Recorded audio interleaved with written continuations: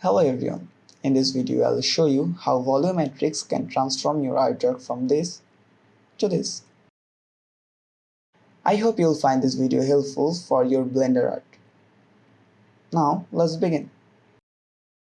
As you can see in this artwork, I have only used two light sources, one from the right and one from the left. One of them is bright enough to show the details of my art, while the other is for highlighting purposes. But that's not what I'm going to talk about in this video. This artwork looks a bit dull and uninteresting. However, as you can see in my final output, it has a more cinematic look. To achieve this, I added a cube to the scene and then added a shader node to it. I deleted the principal VSDF and added the principal volume node instead.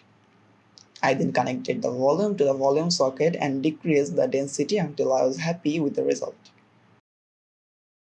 I wanted the density to be something like this, and the color to be something like this. The anisotropy can be adjusted to your liking. I am going with this. This is the result I was looking for. I then did some retouching in Photoshop and you can see the final result.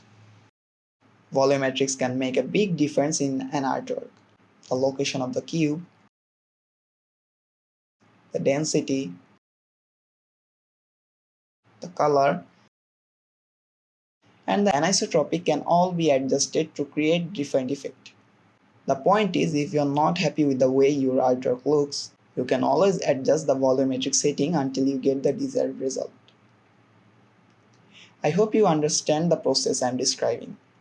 This is my first tips and tricks video, so it's not a polish like some of other YouTubers. But I hope you get the point I am trying to make. If you like the series of my artwork, you can purchase it as a metal poster for your home decoration.